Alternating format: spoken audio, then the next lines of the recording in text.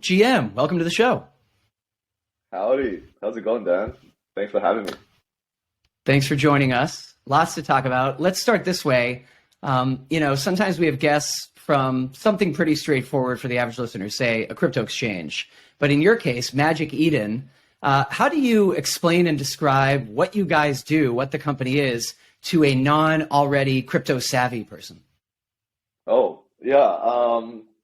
I'm still working on it, to be really honest. But Magic Eden, we're one of the leading NFT marketplaces in the blockchain space. We allow over 10,000 different types of crypto art, collectibles, and game NFT items to be discovered, traded, and expressed and shown off on our marketplace. And we started around 10 months ago, so we're a relatively young company, but we've been on a bit of a growth spurt. So we've grown from 4 founders to 100 people in 10 months, and feel really lucky to have also raised a $130 million round in June to continue our growth. Yeah, and as a follow-up, I mean, do you find that you've got a lot of people in your life who, you define Magic Eden as an NFT marketplace, and they say, well, wait a minute, remind me again how NFTs work, and what's your chosen go-to ID of NFTs for those folks? Yeah, absolutely. I think the way that I explain NFTs to folks is usually through an analogy, right? So in the sense of, in the real world, we can see property that can be owned and touched, and you can say, hey, I own this, right? But on the internet, for the longest time, we weren't able to make that claim because things were just like bits and bytes and little pieces of data, but they were all the same, right? And owning for example, one image or one MP3 on the internet doesn't really mean that you really own it, right? You just kind of are able to enjoy it. But now, like with this new technology called NFTs, what you can do is you can actually own real singular pieces of property on the internet. And that property is almost like a vessel. You can use that to own many different things. You can use it to own art. You can use it to own like digital fashion items. You can use that to own tickets. You can use that to own like identity providers, identity identifiers. So it's a very flexible new piece of technology. But what's kind of amazing and inspirational, and like where we see the great opportunity is, as more and more people are spending inevitably more and more time online, it feels right that all of those like economic concepts of property that we see in the real world should also be replicated and kind of and create like a vibrant ecosystem on the internet. So that's how I kind of explain NFTs as this almost like a new unlock, right? A new secret key for something that can exist on the internet that couldn't before. So when you're dealing with a more crypto savvy person, I guess, how do you differentiate Magic Eden from, say, the other NFT marketplaces that are out there? Yeah. So we think about Magic Eden in a couple of different ways, right? I think the first one is, for Magic Eden, like we always had this philosophy of thinking about, hey, like for the longest time, marketplaces was and not just in the NFT space, but marketplaces throughout history has been the place where you come and buy something, and then you take it home and then enjoy the thing that you buy. So you got to kind of like decide to pay up front before you get to enjoy all the benefits. But we want to turn that on its head with Magic Eden as a marketplace kind of concept. And especially turning that on its head is very important to us, where NFTs as a new thing is just so abstract, and you have to get people across the barrier of even trying to understand what it is. So what Magic Eden is really about is, you come to Magic Eden and I want you to experience the value and experience the benefit of NFTs without having to pay anything upfront. And when you come to Magic Eden, our site and our app, for example, you can play these crypto games without having to buy anything. And if you're like, hey, actually, I like how these games rolls, like I'm inspired by what people are trying to do here, and I really like the gameplay, yeah, then I can decide to fork out some money and buy that NFT, and then I can enjoy it in my possession and put it in the game and so on. So we are really trying to flip that experience part of marketplaces on its head, and we want to create a much more immersive and experiential product. I think the other thing that we want to differentiate on is in general, our reputation has been a very community-focused marketplace. And that's the beauty of crypto and the beauty of blockchain, right? Where it really democratizes access, control, voice from our users with the platform. So we don't want to have a relationship where it's like, for example, eBay with its users, it's very transactional. Like users come to eBay, they buy some stuff, and then they contact customer support, but that's it. But we want to create a two-way relationship where when we win, the users win, and when the users win, we win. So for example, we have this concept called a DAO, a magic DAO, and that is all, it's basically a massive kind of online community. And that community is made up of all of our users. And those users can vote on specific like platform policies and platform decisions. And we listen to that. And in that way, we create this culture of ownership and two-way communication with our users and our community. And I think that's really kind of propelled us and was a really major pillar in our growth as well. And that sort of community culture, I guess, is differentiated from the corporate approach of certain other NFT marketplaces. Have you like consciously positioned yourself in opposition to the likes of OpenSea, for example? Not particularly. We do hear that like a little bit, and we do hear those observations. But I think first and foremost, I think we have a ton of respect for the OpenSea and team and like what they've done in many, like actually undeniably they are a pioneer in the space, right? And they believed in this a lot earlier than us, and they actually paved the way for many like not just NFT projects but also NFT marketplaces. I think what we did is we tried to focus more on ourselves and our philosophy of how to run this thing and how to be successful. One of the kind of points of views that we have is we need to engage our users on their level. Right, so it's not about like, hey, asking or doing something to have the users come to Magic Eden and engage with us on our level. We should bring Magic Eden to users on their level. And the users, where are they? They're on Twitter, they're on Discord. They love like trolling, they love shit talking. That's kind of the meme kind of culture and the irreverence of crypto, right? And for us to build a brand that resonates with those kind of users, we need to meet them where they are, and that's kind of. With that kind of thinking process, then the rest of like the community aspect, how we build the product and how we run like marketing and so on, that then like basically spawned from that. How hard is that, Jack, when you say we want to focus on community and it's not like an eBay where it's just about the purchase? How hard is that to pull off at a time when the NFT boom, at least kind of the first round of the boom, was so much about rising prices? We had on as a recent guest the founder of Art Blocks, the NFT collection. And it was interesting. He was saying that when they had their big, massive price boom, he actually thought in the end it was more of a negative than a positive because it just made it seem like a kind of price speculator thing. So many of the people in the NFT space, they're in there to make a buck. They're flippers. They're buying, they're hoping it goes up. And when the price floor goes down, they're upset. Is that something you just kind of feel like, well, that's beyond our control? Or can you try to combat the rampant speculation and the lure for flippers? Yeah, and that's a really great question. I think, I think overall, like speculative behavior and like the financialization kind of assets, that's a thing that exists in all of crypto, not just NFTs, not just Magic Eden, right? That exists in fungible tokens and in DeFi throughout the history of effectively like crypto. My point of view is that to build a really successful platform, you have to take it for what it is, but also build towards the future. So you have to have an eye on where you want things to go by like 2030, but you cannot build for 2030 today. So you have to like serve what it is today, and then like basically be a good actor and move in the right direction to build towards this brighter future where there's much more like vibrant art ownership and this kind of like democratization of ownership kind of culture enabled by crypto. So you have to do both. To address the point around like how do you then like accommodate these like speculators who are in the ecosystem? My point of view is that they are still users, right? In the sense of users, at the end of the day, they really appreciate a platform, a product that is really kind of just trying to do the right thing by them. Like basically with high amounts of reliability, high amounts of transparency, with good degrees of like building a good degree of trust, and generally listening and building and iterating on the user's feedback. It doesn't really matter what the true like financial, how intense the financial motives are for those users. At the end of the day, they are users of a software product in and of itself, and they appreciate those kind of like fundamentals as well. So that's kind of a little bit about our views on this.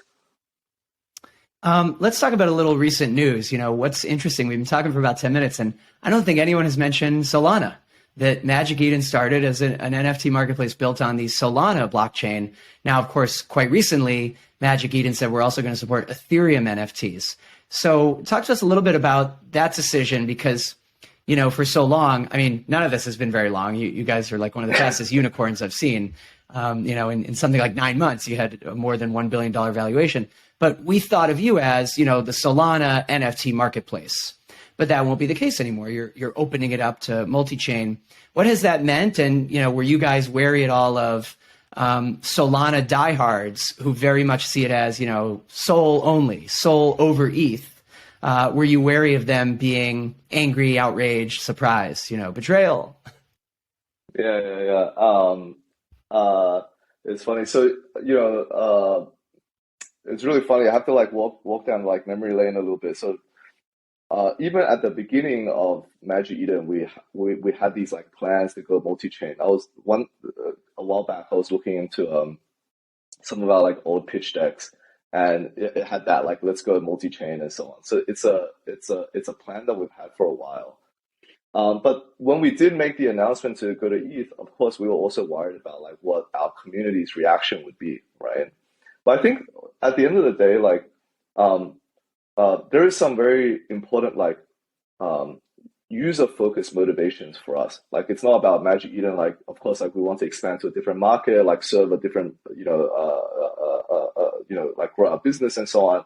But there is some very important like user motivations, and what those motivations are is like there are amazing NFT communities, NFT collections, and NFT creators and like culture on the Ethereum ecosystem. They are like things that we have long admired, right? They are like some of the most prestigious like collections and creators live, have their origins on the Ethereum ecosystem. And there's many things that we can do to learn and also to like pull over some of those learnings to the way Magic Eden operates, but also the way like Solana, our Solana ecosystem can operate as well. So for us, it's almost like, hey, like we want to be the best NFT marketplace and serve those users in the best way possible. And here is almost this other portion where folks have such developed and mature and advanced understanding of how to build NFT culture. Why would we not want to go there and be a bridge of some of those learnings to the Solana ecosystem as well? The second thing is that there is actually like very high degrees of user overlap between the two ecosystems. It's not so like mutually exclusively tribal. Like initially, that's what I thought too. It was like Sol only, ETH only. But actually, as we dug more to learn about it, actually a lot of the Sol users came from Ethereum. And from a perspective of like, a while back, Sol was seen as like a frontier ecosystem. It's a new chain, new ecosystem, and folks who basically were much more early adopters and experimental, they like tried something on Ethereum and then moved past it to explore something new. So that was kind of the general like user journey or like migration path for a lot of the users.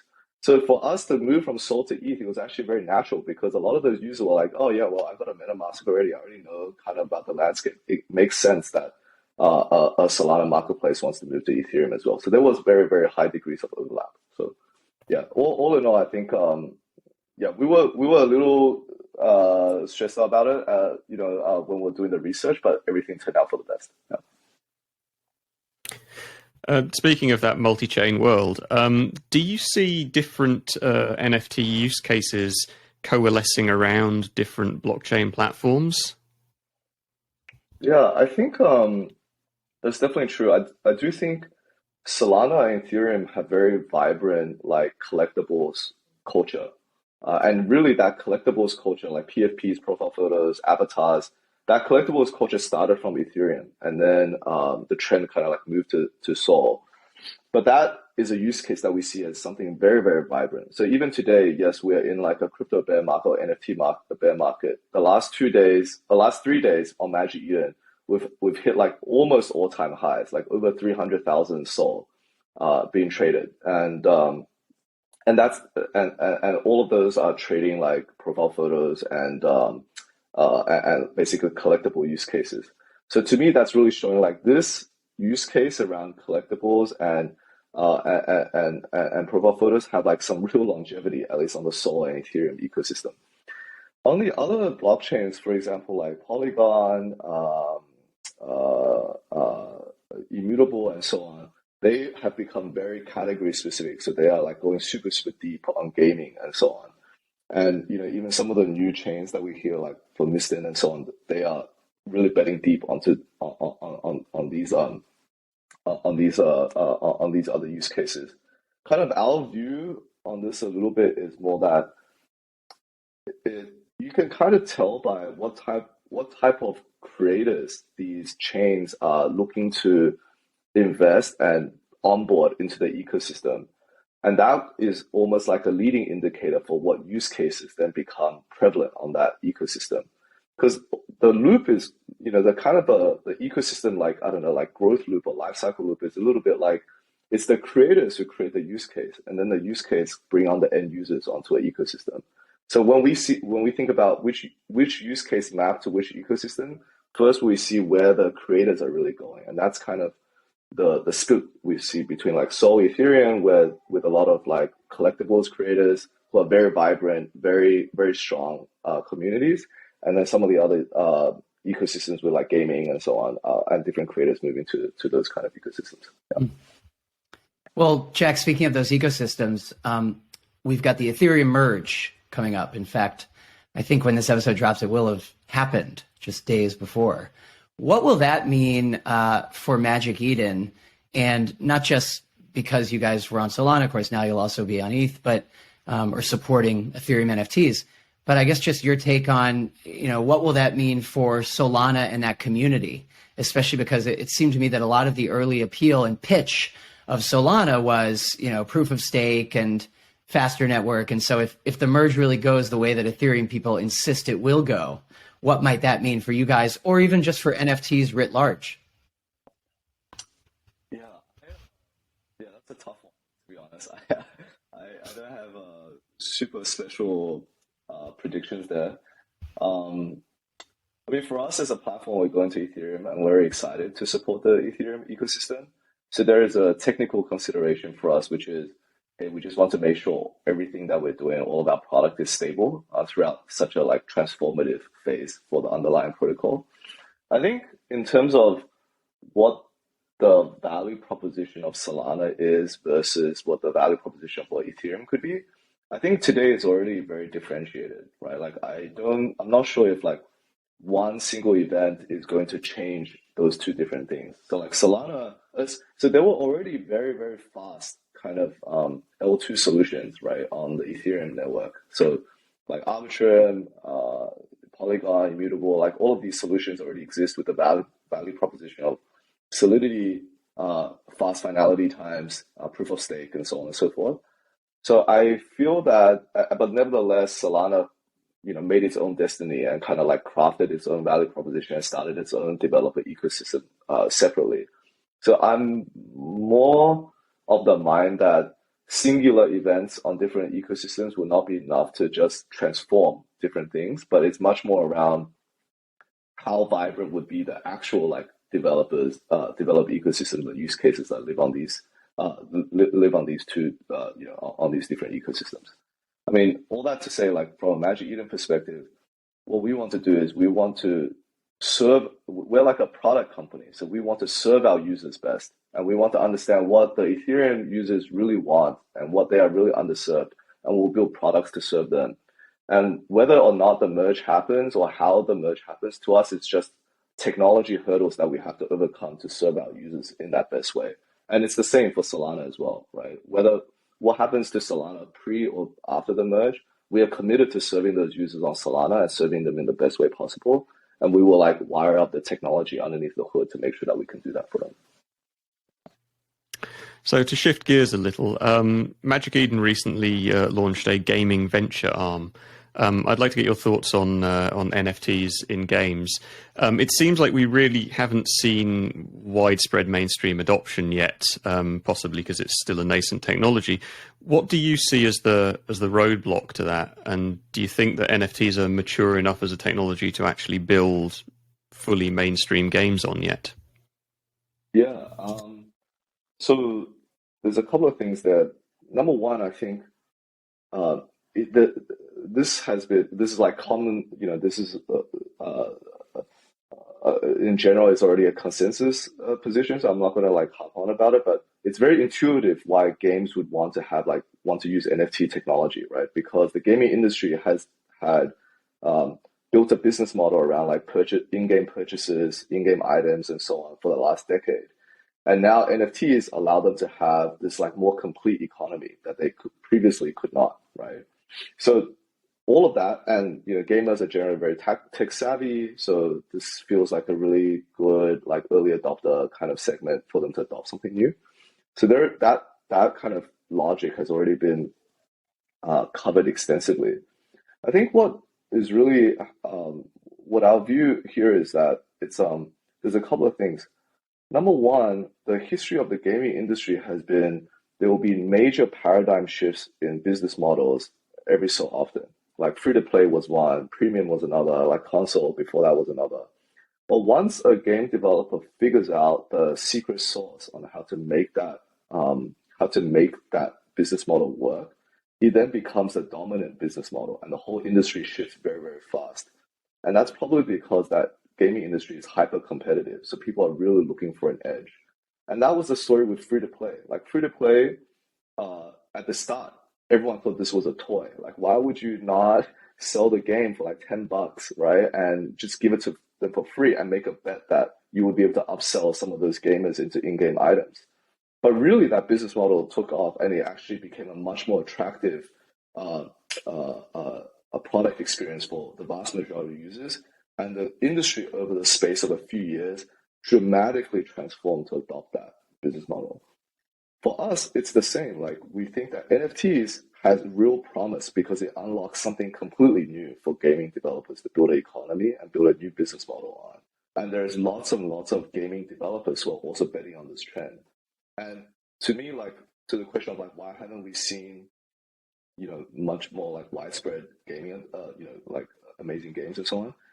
My gut feel to that is it just takes a few. We are just waiting for a few diamonds to come to shine, and then that would be seen as the case study for other game developers to say, "Wow, that's the secret sauce," and then they will follow, and then it will be a tidal wave that follows the paradigm shifts of the past.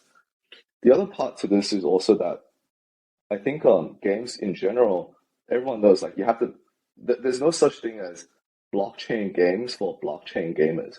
There is just great games for gamers. That's it. And then blockchain is just some technology tool that we use to enable something in the game.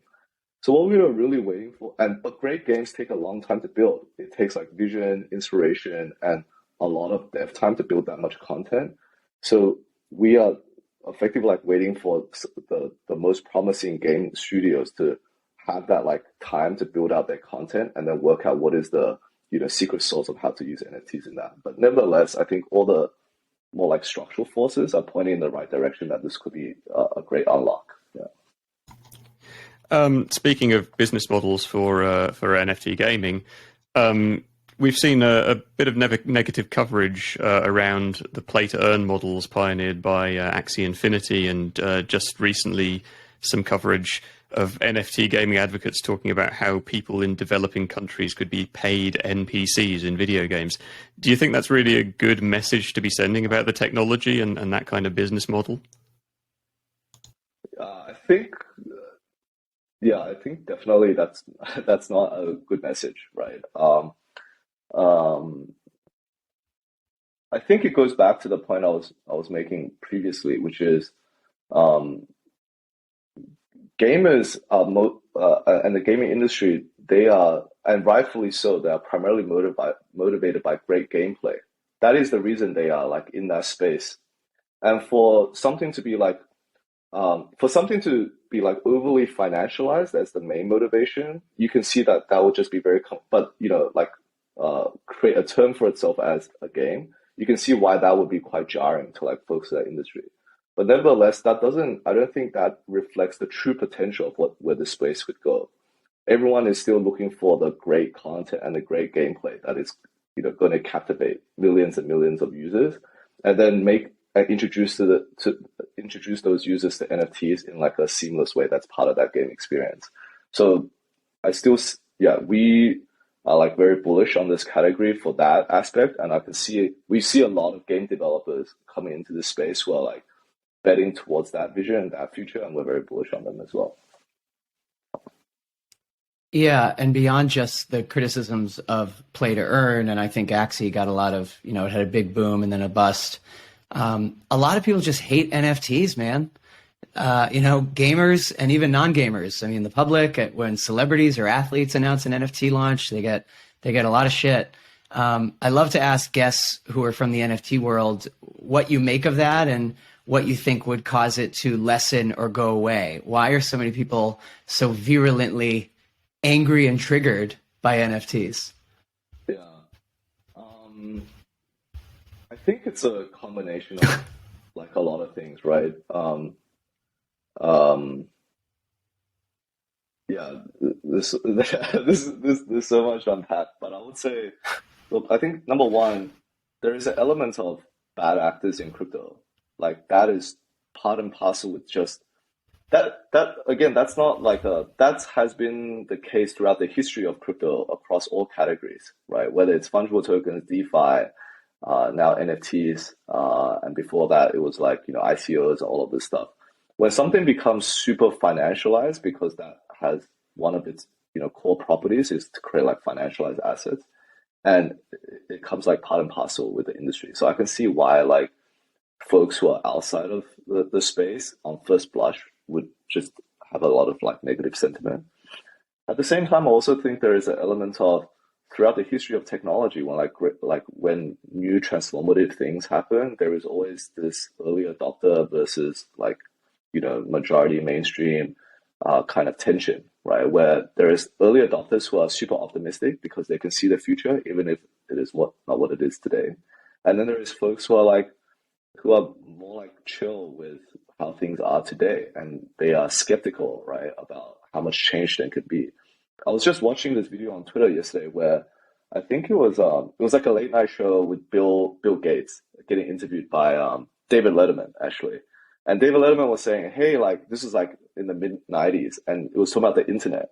And Bill Letterman was like, wow, like this is crazy. Like I just heard that on the internet now you can like listen to a baseball game. Haven't you guys heard about the radio? And then Bill Gates is like, hey, like this is pretty cool. This is the big story in town where people can publish information freely, permissionlessly on the internet. So there will always be some tension between folks who are optimistic and early versus folks who are like very happy with what they are today.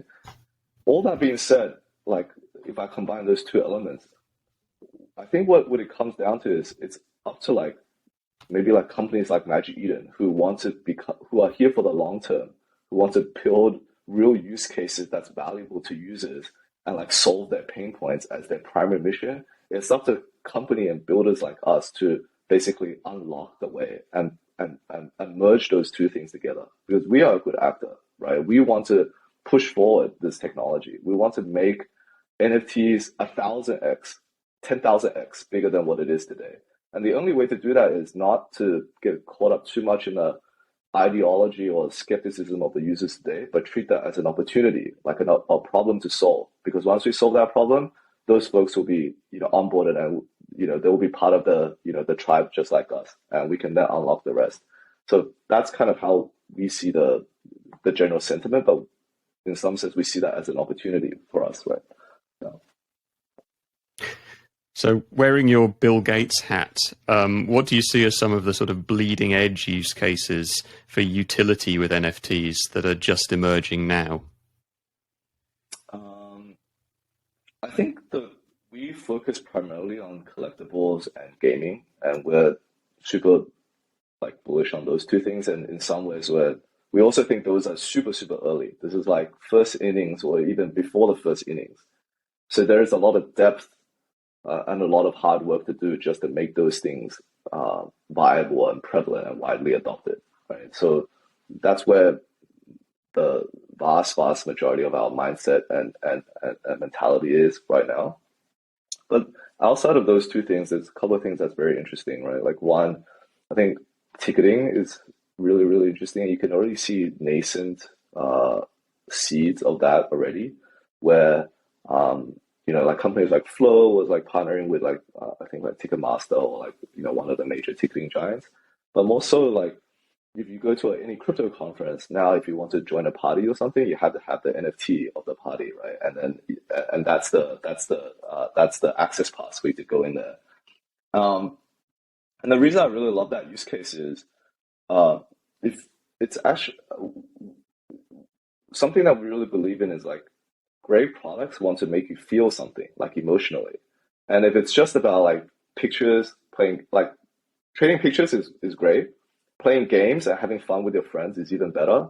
But you always kind of remember that time when you went to a crazy party with your friend and like the memories were insane, right? So like, but if NFTs can be bundled up with that experience and people feel it, people really feel like the magic of it, that is a major unlock and something that did not exist in crypto before, right? Before it was just about DeFi and trading and making money and ROI and stuff. So that's why I'm very bullish on this like ticketing stuff, where it's not just NFT as a use case for tickets, but it's NFTs and bundled with the experience that the ticket really unlocks for you. And I think that could be very interesting. And of course, there's many other things. There's like NFTs going into DeFi, being like being used as collateral to take out loans, which I think is very interesting. But very early.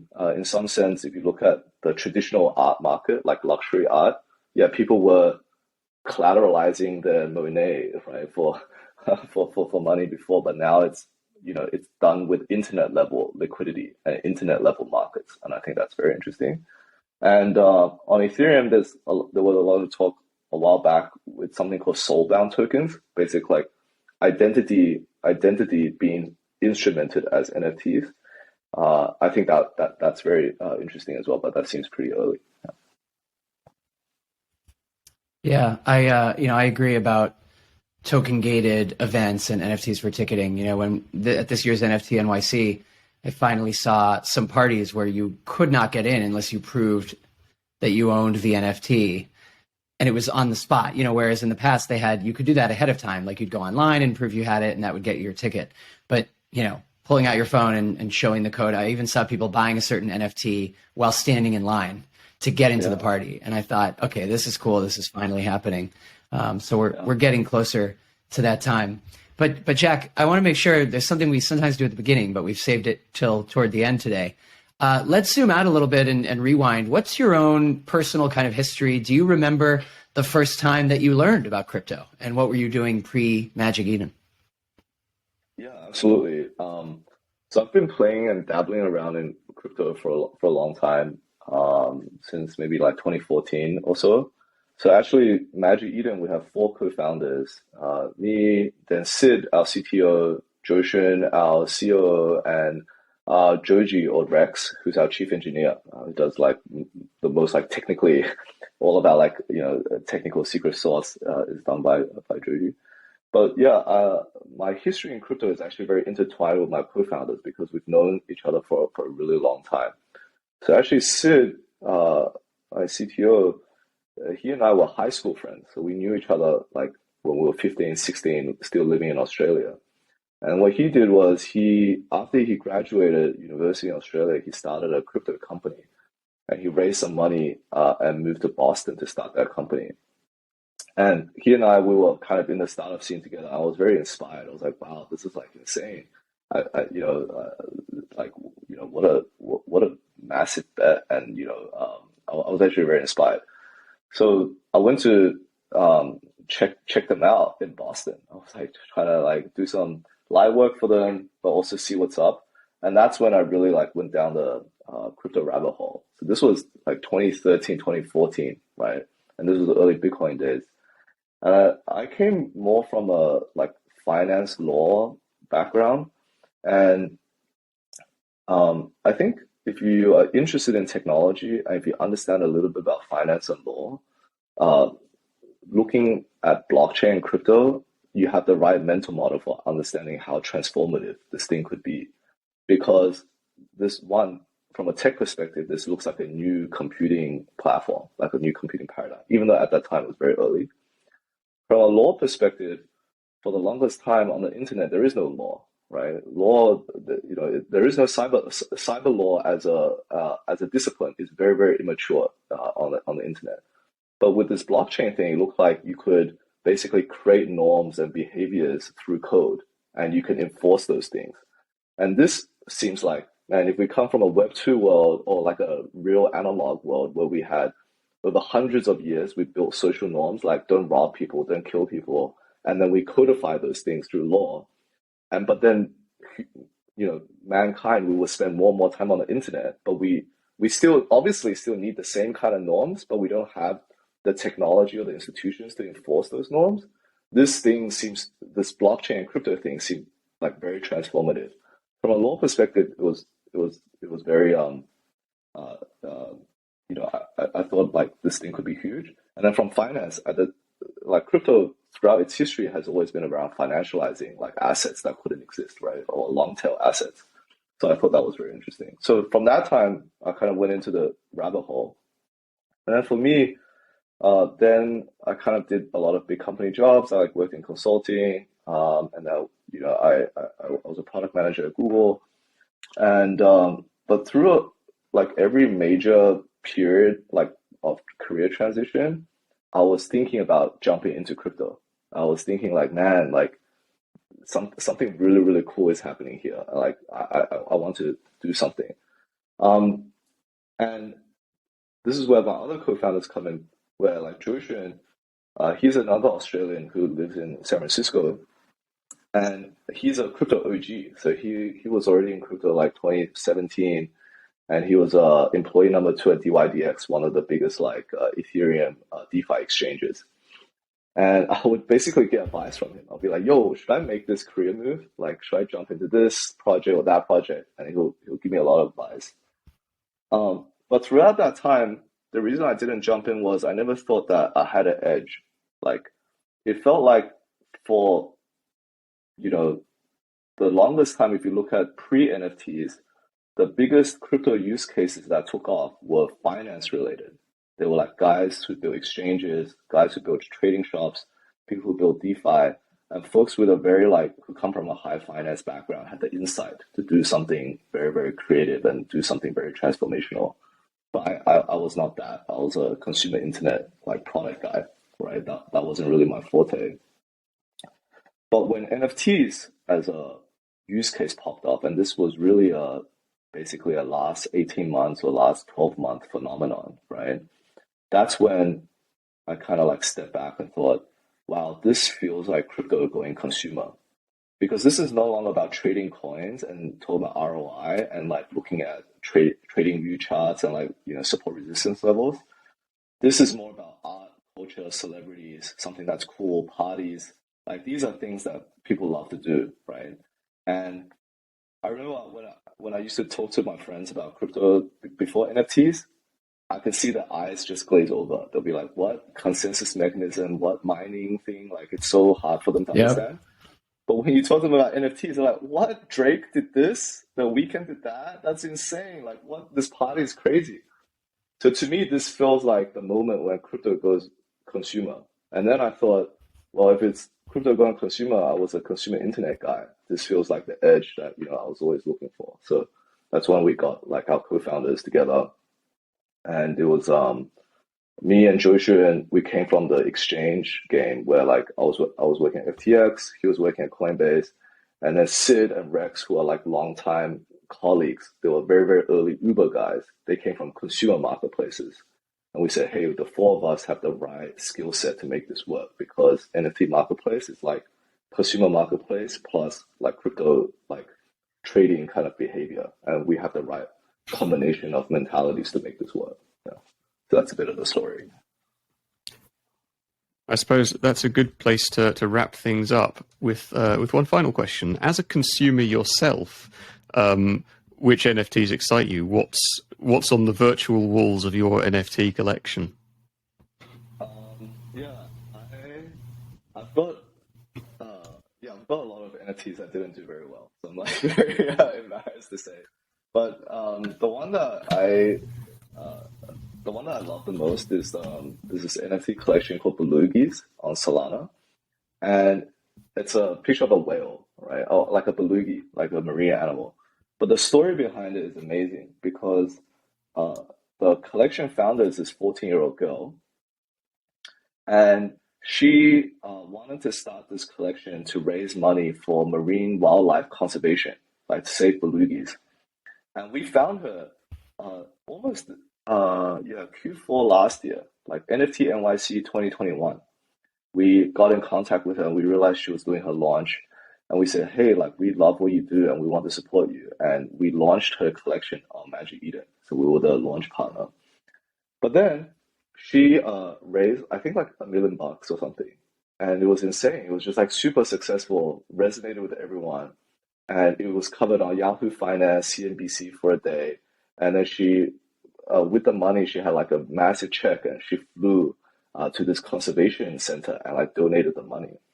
And to me, I felt that story is amazing for on so many different levels. Like one, a 14-year-old girl saw the future of this thing and committed her time and took a bet to explore something that's completely unknown.